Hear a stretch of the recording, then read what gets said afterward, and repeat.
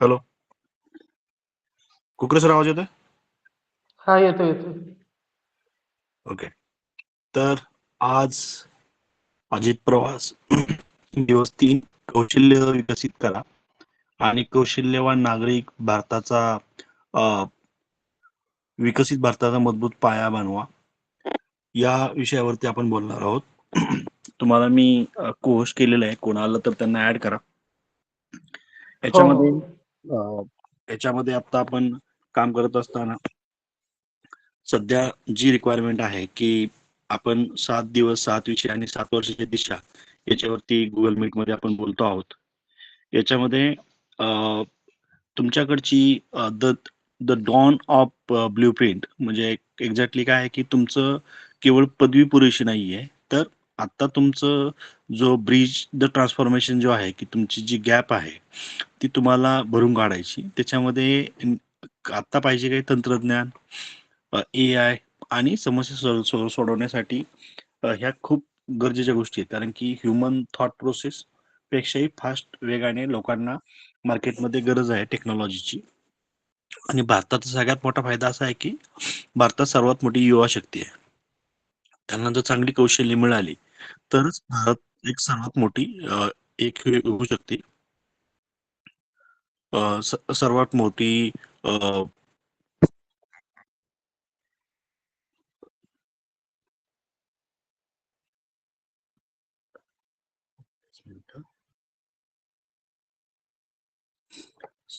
सर्वात मोठी एक चांगली संस्था होऊ शकते किंवा चांगली मोठी अर्थव्यवस्था होऊ शकते. तर त्यासाठी आपल्याला चांगल्या लोकांची, चांगल्या स्किल असलेल्या लोकांची गरज आहे. तर ह्याच्यामध्ये विकसित भारत 2047 हे जे बघितलेलं स्वप्न आहे अजित प्रवासामध्ये, तर ते पूर्ण होण्यासाठी तंत्रज्ञान, ए-आय टेक्नॉलॉजी, डिजिटल साक्षरता हे लोकांना आलं पाहिजे. नुसतंच टेक्नॉलॉजी येऊन उपयोगाची नाहीये, तर संवाद आणि समाज जर चांगला असेल आणि तुम्ही जर बोलू शकत असाल तरच तुमचा माल विकला जाईल, तरच तुम्ही पुढे जाऊ शकता. नाहीतर तुमच्या टेक्नॉलॉजीचा, तुमच्या स्किलचा काहीच उपयोग होणार नाहीये. त्याच्यानंतर विचार आणि नाविन्य, जे कॉग्निटिव्ह माइंडसेट आहे की तुमची समस्या सोडवण्याची आणि उद्योजक बनण्याची क्षमता वाढली पाहिजे. ह्याच्यासाठी तुम्ही रिस्क घेतल्या पाहिजेत, तुम्ही मार्केटमध्ये फिरला पाहिजेत. तर हे खूप काळाची गरज आहे. त्याच्यानंतर शिस्त आणि सातत्य, म्हणजे जे जे पर्सनल लेवलला तुमचं टाइम मॅनेजमेंट कसं करताय, तुमची आर्थिक साक्षरता कशी आहे, तुमची सतत शिकण्याची वृत्ती कशी आहे, लाईफ लॉंग लर्निंग, ह्याला खूप व्हॅल्यूज आहेत. आणि ह्या व्हॅल्यूज साठीच मार्केटमध्ये वेगवेगळ्या पद्धतीचे ऑपॉर्च्युनिटीज लोकांना मिळतील. याच्यासाठी सगळ्यांनी खूप प्रयत्न करायला पाहिजे. त्याच्याही पुढे गेल्यानंतर सगळ्यात पहिला पिलर आहे की तुम्ही काय शिकलं पाहिजे. आता एका लेवलला आपण साक्षर झालोय, अक्षर साक्षर झालोय, आता डिजिटल साक्षर व्हायला लागेल की ई गव्हर्नन्स काय असतं, डिजिटल पेमेंटचा सुरक्षित वापर कसा करावा लागतो, सायबर सुरक्षता आणि ऑनलाईन जागरूकता कशी ठेवायची, कुठल्या गोष्टीला क्लिक करायची, कुठल्या गोष्टीवरती क्लिक नाही करायची, या सगळ्या गोष्टी आपल्याला समजल्या पाहिजेत. कृत्रिम बुद्धिमत्ता, ए चा वापर करून तुम्ही दिवसभरातला तुमचा वेळ कसा वाचवू शकता हे तुम्हाला कळायला पाहिजे. त्याच्यामध्ये छोट्या छोट्या प्रॉम्प्ट देऊन तुम्ही तुमची कामं तुमच्या चॅट जीपीटी टूल कडनं कशी करून घेता, हे सुद्धा एक महत्वाचा मुद्दा आहे की जो तुम्हाला आला पाहिजे. आणि तुमची प्रोडक्टिव्हिटी वाढलेली दिसली पाहिजे, कारण एकाच कामामध्ये जर तुम्ही तुमचा वेळ वाया घालवत असाल तर त्याच्यामध्ये मग बऱ्यापैकी प्रॉब्लेम आहेत. दुसरं की संवाद साधायचा आहे, कम्युनिकेशन करायचंय तुम्हाला. तर संवाद तुम्ही समाजासोबत साधन करत असताना तुम्ही तुमचं संवाद कौशल्य कसं वाढाल, म्हणजे तुम्ही बोलत असताना तुम्ही शब्द कसे वापरता, तुम्ही कुठलं वाक्य बोलता, तुमच्या वाक्यामध्ये काही रेफरन्सेस आहेत का, तुमच्या वाक्यामध्ये शॉर्ट स्वीट असे काही वर्ड आहेत का की ज्याच्यामुळे तुम्ही सार्वजनिक पद्धतीने भाषण करू शकता. त्याच्यानंतर तुमच्याकडं नेतृत्व कसं आहे तुमचं, तुम्हाला टीम हँडल करता येते का, टीमची जबाबदारी घेता येते का, तुम्ही स्वतः काम करत लोकांना पण प्रेरणा देता येते का तुम्हाला, आणि जबाबदारी स्वीकारता येते का सगळ्यांना घेऊन पुढे जाण्याची. ही खूप इम्पॉर्टंट गोष्ट आहे, जी की लोकांना आली पाहिजे. त्याच्यानंतर अ, त्याच्या पुढे जाऊन आपल्याकडं जे स्किल डेव्हलप व्हायला पाहिजे त्याची म्हणजे भावनिक बुद्धिमत्ता. भावनिक बुद्धिमत्ता म्हणजे सेल्फ अवेअरनेस, की तुम्ही काय करू शकता आणि तुम्ही काय करू शकत नाही. तर त्या ह्याच्यामधली तुमचं जे आत्मजीवन आहे ते जर तुम्हाला समजलं, तर तुमची स्ट्रेस मॅनेजमेंट कॅपॅसिटी चांगल्या पद्धतीने तुम्ही डेव्हलप करू शकता. आणि ही खूप हेवी लेवलची किंवा हायली लाईक हायली मोटिवेटेड कामं करायची असतील, तर त्या केसमध्ये तुम्ही एका लेवलला तुम्ही पुढे जाऊ शकता आणि हे गोष्टी डेव्हलप करू शकता. त्याच्यानंतर तुम्ही विचार आणि कॉग्निटिव्ह आणि इनोव्हेशन कसं ठेवता? कारण की इनोव्हेशन जर असेल तरच तुम्हाला मार्केटमध्ये चांगल्या पद्धतीची कामं मिळतील आणि एका चांगल्या लेवलचं तुम्ही अॅनालिटिकल थिंकिंग करू शकता. तर ह्याच्यामध्ये काम करत असताना अ, तुम्हाला जे तुम्ही काम करताय त्या काम करत असताना तुम्हाला खूप अ, चांगल्या लेवलनी बघता येईल, बोलता येईल कामामध्ये. प्रेझेंटेशन दिसतंय ना तुम्हाला? नाही दिसत आहे. नाही दिसत आहे ना? बरं. हो. एक मिनिटं. प्रेझेंटेशन दिसत नाहीये. कारण काय झालं की इंटरनेट कनेक्शन लूज झालेलं आहे.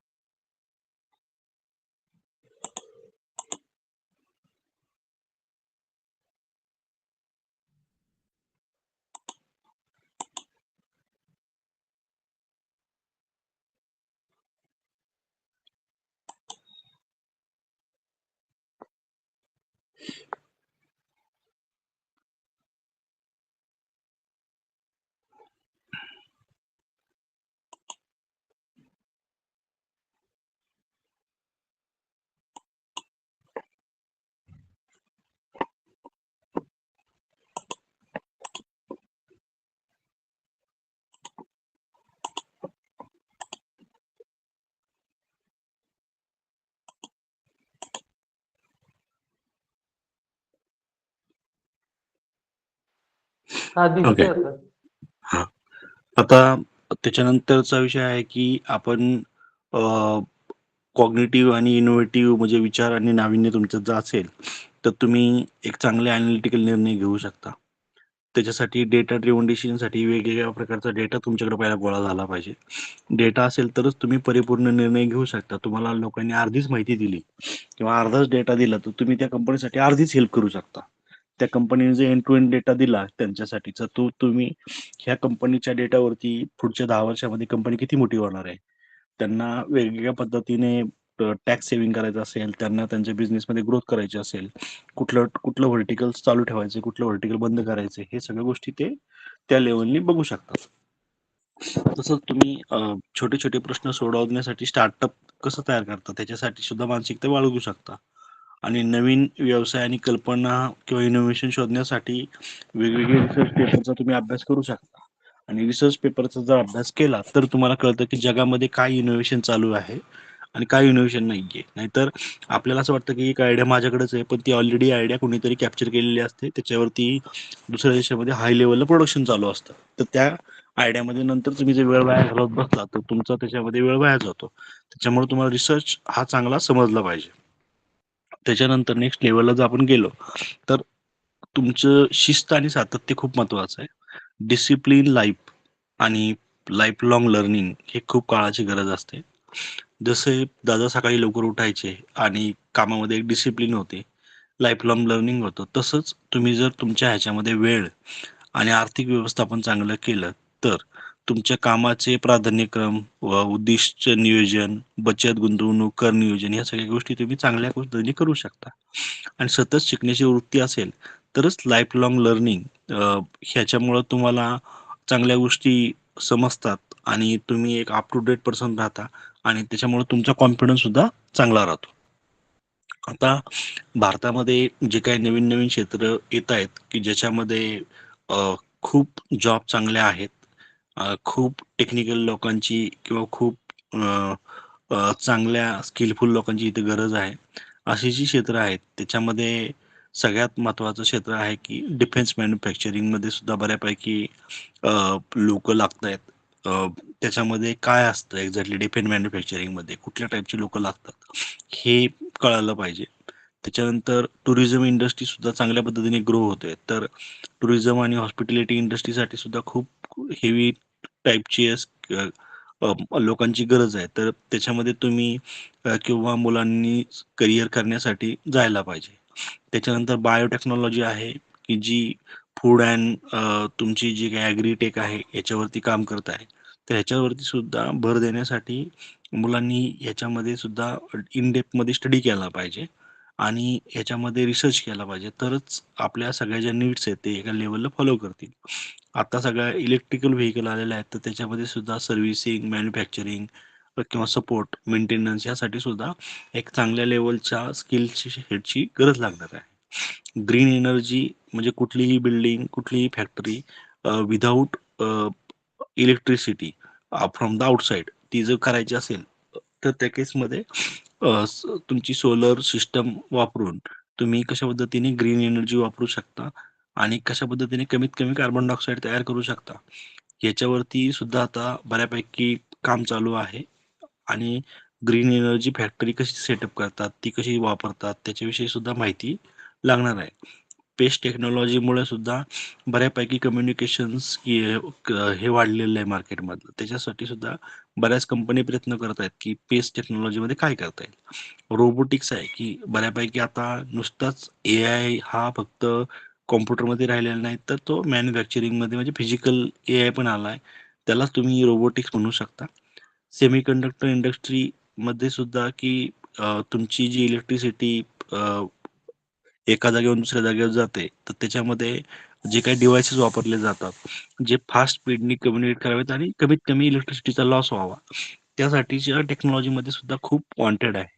आणि ए आय की जे की आर्टिफिशियल इंटेलिजन्स म्हटलं जातं, त्याच्यामध्ये सुद्धा तुम्ही क्लाउड कसं वापरणार, तुमचा प्रोजेक्ट साठी कुठल्या कुठल्या मॉडेल तुम्ही वापरणार, तुम्ही तुमच्यासाठी कुठला डेटा कसा स्टोअर करून ठेवणार, त्या डेटाशी तुम्ही तुमचे कस्टमरशी किंवा तुमच्या सगळ्यांचं कोलॅबरेशन कसं करणार, ह्याच्यासाठी ए आय वापरला जाईल. आणि ए आय आता ऑपरेटिंग सिस्टीम, ए आय आता रोबोटिक्समध्ये किंवा ह्या सगळ्या क्षेत्रामध्ये त्यांचे जे काय डेटा आणि डेटा रिलेटेड काही प्रोसेसिंग आहे त्यासाठी वापरला जाईल, ज्याच्यामधनं एक बऱ्यापैकी चांगला कौशल्य जर तुम्ही विकसित केली तर भविष्यामध्ये तुम्हाला ह्या संधीचं सोनं करता येईल आणि एक चांगलं लाईफ किंवा चांगलं करिअर तुम्ही घडवू शकता किंवा चांगले उद्योजक ह्याच्यामध्ये बनवू शकता.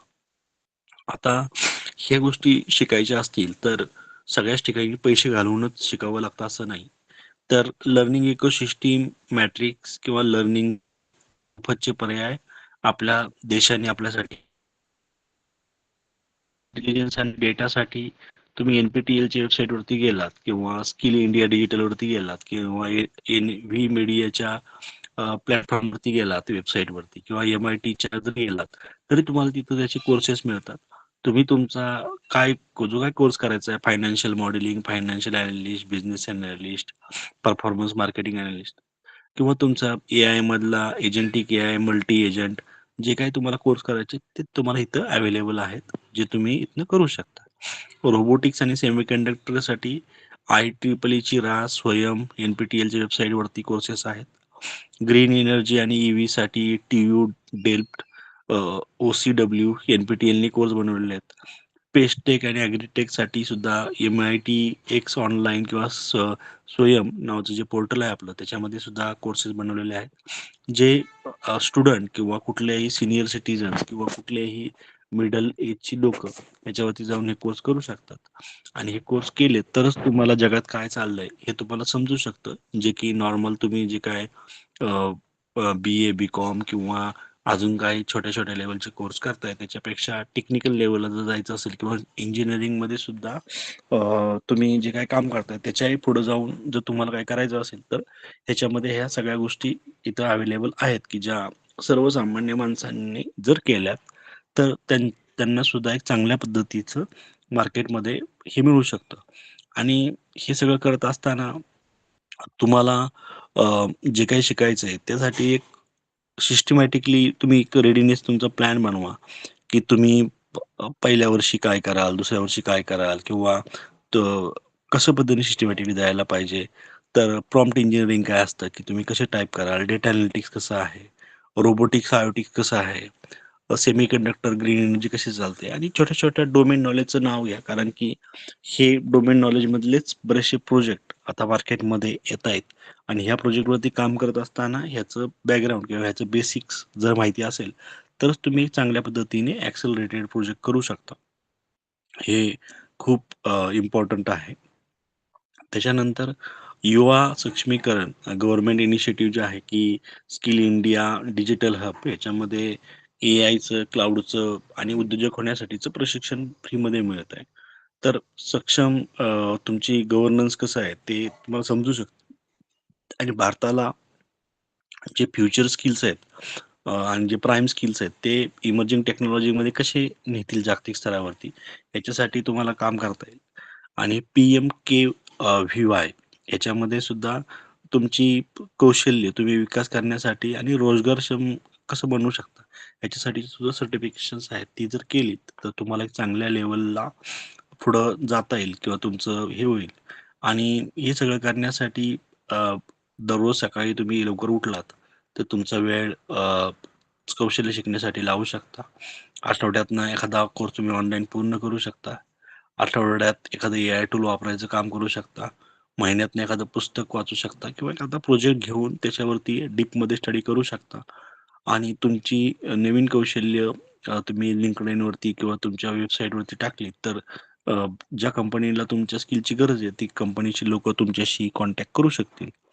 आणि अ, तुमचे स्वतःचं जे काही काम केलेलं आहे, की पुढील 5 वर्षात तुम्ही कोणते नवीन स्किल शिकायचे ह्याचं तुम्हाला आजपासूनच तुमच्याकडे लिस्ट पाहिजे. तरच तुम्ही तुमच्या डोमेनमध्ये जे काही होणारे चेंजेस आहेत ते तुम्हाला लवकर कळतील आणि होका वर्ल्ड जे हायली व्होलाटाईल इश्यू आहेत जगामधले ते त्याच्यापासून तुम्ही सेफली पुढे जाऊ शकता. तुमच्याकडेच असलेली तुमचे स्ट्रेंथ कुठल्या-कुठल्या आहेत ते तुम्हाला समजल्या पाहिजे, की तुम्हाला चांगलं बोलता येतं, तुम्हाला चांगलं काम करता येतं, तुम्ही तुम्ही चांगले पंक्च्युअल आहात. तर जी काही तुमची कामाची पद्धत आहे ती तुम्ही वापरून अजून पुढे जाऊ शकता. तुम्हाला कोणत्या क्षेत्रात सुधारणा करायची आहे हे तुम्हाला समजलं पाहिजे. तुम्ही तुमच्या एआय वापरून तुम्ही तुमचं करिअर अजून कसं स्पीडमध्ये आणू शकता, हे सुद्धा तुम्हाला कळलं पाहिजे आणि तुम्ही कोणती नवीन शिकण्याची सवय सुरू करणार आहात, ते सुद्धा तुम्ही जर नोट डाउन करून ठेवलं, तर तुम्हाला त्याचा पुरेपूर पुढे जाऊन फायदा होऊ शकतो. आणि त्याच्यानंतर आपण जे आता भविष्यातील नोकऱ्या लोकांकडे जातील, जे सतत शिकतात, बदल स्वीकारतात आणि कौशल्य विकसित करतात. तर आजच्या दिवशी मी दररोज काहीतरी नवीन शिकेन, माझी कौशल्य विकसित करेन आणि विकसित भारत 2047 घडवण्यासाठी सक्षम, जबाबदार आणि नवोन्मेषी नागरिक म्हणून योगदान देईन. स्वतःला कौशल्य संपन्न बनवणं हीच खरी राष्ट्रसेवा आहे. आणि अशा पद्धतीचे हे करण्यासाठी आपण जी काही वेबसाईट बनवलेली आहे त्याच्यामध्ये सुद्धा आपले कोर्सेस आहेत. मोर पब्लिक कनेक्ट नावाचा आपण एक प्लॅटफॉर्म बनवलेला आहे. ह्याच्यामध्ये सुद्धा फ्री कोर्सेस आपण ठेवलेले आहेत, की ज्याच्यामध्ये तुम्ही कसं काम करू शकता आणि उद्याचा आपला जो दिवस आहे त्याच्यामध्ये आपण आर्थिक साक्षरता आणि नियोजन याच्याविषयी बोलणार आहोत. तसेच आता जर आपण थोडंसं ह्याच्यामध्ये बघितलं आपल्या वेबसाईटच्या प्लॅटफॉर्मवरती तर ही आपली वेबसाईट आहे आणि ह्या वेबसाईटमध्ये आत्ता आपण जे हे बनवलेलं आहे अ, त्याचं जे काम केलेलं आहे वेबसाईटवरती तर त्या वेबसाईटमध्ये आपण जो काही आपला कोर्स बनवलेला आहे त्या कोर्समध्ये आपलं जे 2-3 तिसऱ्या दिवसामध्ये जे आपलं एक्सपेक्टेशन्स आहे की काय केलं जाईल? म्हणजे जसं की तिसऱ्या दिवसामध्ये आपण कौशल्य विकसित करा या गोष्टीवरती बोललो. पहिल्या दिवशी आपण दूरदृष्टी आणि ध्येयावरती बोललो. तर ह्याच्यासाठीचेच आपला कोर्स आपण इथं बनवून ठेवलेला आहे, की जो ह्याच्यामध्ये सुद्धा इन डेप्थमध्ये टेक्स्ट डेटा आपण ठेवलेला आहे. ज्यांना कुणाला ह्याच्यामध्ये डीपमध्ये काम करायचंय ते त्याच्यामध्ये काम करू शकतील. आणि पॅरलली आता आपल्याकडे जे हे आहे, की एक्झॅक्टली तुम्हाला जे काम करायचं आहे, ते काम करत असताना तुम्ही काम कसं केलं पाहिजे, की अ, तुम्हाला मी माझी कौशल्य वाढवील आणि नेते सतत शिकत असतात आणि बदलांशी जुळवून घेत असतात. म्हणजेच काय, की ते त्यांचे स्किल वाढवत असतात. कौशल्य हीच भविष्यातील तुमची ओळख, तुमची मूल्य वाढवणारी संपत्ती आहे. शिका, अंमलात आणा, नियमित सुधारणा करा. हेच यशाचे रहस्य आहे. आणि आजच्या टिपमध्ये आज आपल्याला आहे, की स्वतःचे मूल्य ओळखा. तुमची आवड, ताकद आणि कौशल्य लिहून काढा, जेणेकरून तुम्हाला त्याचा अभ्यास करता येईल. स्किल गॅप शोधा. तुमच्या स्वप्नातील करिअरसाठी कोणत्या कौशल्याची आवश्यकता आहे ती शोधा. दररोज 1% प्रगती करा. दररोज 30 मिनिटं काहीतरी नवीन शिका. ग्रोथ माइंडसेट ठेवा. त्याच्यामध्ये बदल स्वीकारा. शिकणे कधीही थांबवू नका. स्किल मॅप करा. तुम्हाला कुठे जायचे आहे, तिथे पोहोचण्यासाठी कोणती कौशल्ये लागतात ते शोधा. कंटिन्यूअस लर्निंग करण्यासाठी ऑनलाईन कोर्स, पुस्तके, वेबिनार, मेंटॉरशिपचा उपयोग करा. पर्सनल ब्रँडिंग करा. तुमचं ऑनलाईन नेटवर्किंग वाढवा. AI टूलचा वापर करा. ChatGPT, Geminiचा. आणि तुम्ही ChatGPTला सुद्धा विचारू शकता, की माझ्या करिअर गोलनुसार मला पुढील 6 महिन्यामध्ये कोणती कौशल्य विकसित करावी लागतील, याची यादी करून दे आणि तुम्ही तुमचा रिझ्यूम इथं अपलोड करू शकता. तुम्हाला जर चांगली सिच्युएशनमध्ये जर पुढे जायचं असेल, तर स्वतःमध्ये कुठले प्रॉब्लेम आहेत याच्यासाठी तुम्ही टास्क टेक्निक वापरून तुम्ही कुठलं टास्क करायचं, कुठली ॲक्शन घ्यायची आणि त्याचे परिणाम काय होतील ह्याचं ट्रॅक करा आणि तुमचा स्वतःचा ॲक्शन प्लॅन बनवून ठेवा. जर शिकणे थांबले तर प्रगती थांबते आणि शिकत राहिलात तर यश तुमचेच आहे.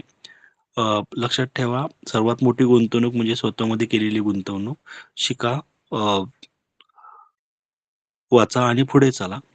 आणि तुम्ही याच्यामध्ये आजचा मंत्र असा आहे, की मी माझी कौशल्य वाढवीन, मी नेहमी शिकत राहील आणि मी स्वतःला सक्षम करीन. आपण आज अजित पवार फॅन क्लब तर्फे शिका, विचार करा, AI वापरा, समाजासाठी जगा या अजित पवार कार्यक्रमात सहभागी झाल्याबद्दल आपल्या सगळ्यांचे आभार. तर दत्तात्रय सर, तुम्हाला कसं वाटलं आजचा कार्यक्रम किंवा तुमचा काय फीडबॅक आहे? काय ना नवीन गोष्टी शिकायला भेटली त्याच्यामध्ये किंवा सतत तुम्ही काही ना काही नवीन शिकत राहा. नवीन शिकत राहिलात, अपडेट राहिलात तर तुम्हाला या जगामध्ये टिकता येईल. नाहीतर तुम्ही त्या सिस्टममधनं बाहेर पडाल. एकतर नवीन-नवीन गोष्टी ज्या मार्केटमध्ये येतात जसं की AI येतंय. नवीन सेक्टरमध्ये कुठं संधी आहेत का? नवीन कोर्सेस त्या रिलेटेड करत राहिलो, शिकत राहिलो तर संधी उप उपलब्ध होतील आणि अ, श शिकून कुठल्या क्षेत्रामध्ये काय करायचं किंवा आपण आता ज्या क्षेत्रामध्ये काय करतोय, त्याच्यामध्ये जरी अपडेट राहिलो तरी मार्केटमध्ये टिकता येईल. हे मला साधारणतः शिकायला भेटलं.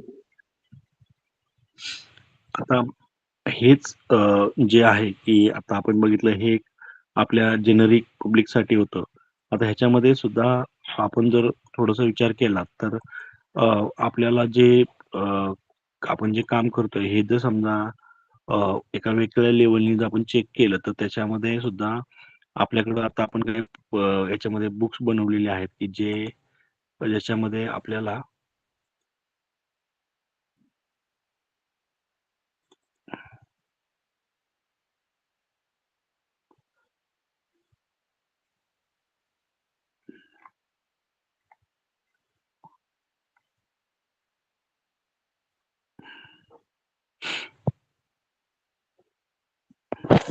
याच्यामध्ये आपल्याला जर काम करायचं असेल तर आपल्याला काय करता येईल, की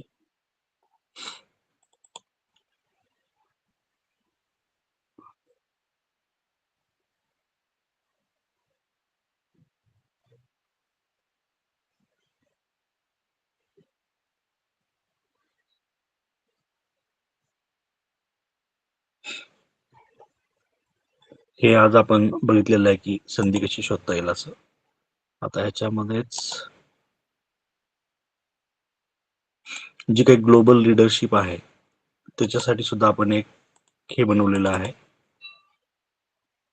की लहान मुलांसाठी सुद्धा कशा पद्धतीने पुढे जाता येईल आणि लहान मुलांसाठी सुद्धा जे काही स्किल्स आहेत तर ते कशा पद्धतीने काम करतायत. जसं की आता लहान मुलांसाठी सुद्धा ह्या गोष्टी खूप महत्वाच्या आहेत की ज्यांनी build skill, build your self, continuous learning कसं शिकलं पाहिजे, कम्युनिकेशन स्किल त्यांना कसं सांगता यायला पाहिजे, क्रिटिकल थिंकिंग कसं सांगता यायला पाहिजे, time management, team work, emotional intelligence हे लहान मुलांना सुद्धा निर्णय घेण्यासाठी चांगल्या पद्धतीने यायला हवे.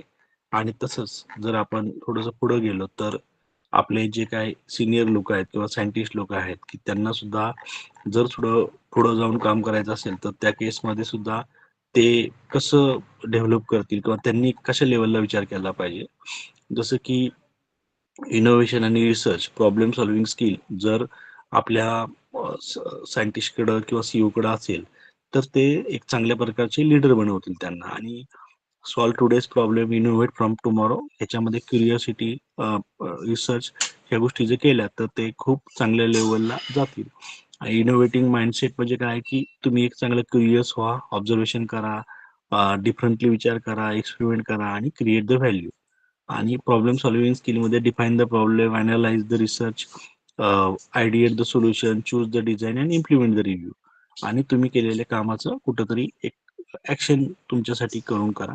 तर ह्या सगळ्या गोष्टींमुळं the value of the idea lies in in using it. तर तुम्ही हे केलं तर तुम्हाला पुढं असं बऱ्यापैकी ह्याच्यातनं पुढं जाता येईल. तर हे सुद्धा आपल्या सगळ्यांसाठी काळाची गरज आहे. अशा पद्धतीने आपण सगळेजण त्याच्यामध्ये सहभागी झाला त्याबद्दल आपल्या सगळ्यांचे आभार. आजचा आपला कार्यक्रम संपलेला आहे. थँक्यू. Thank you sir.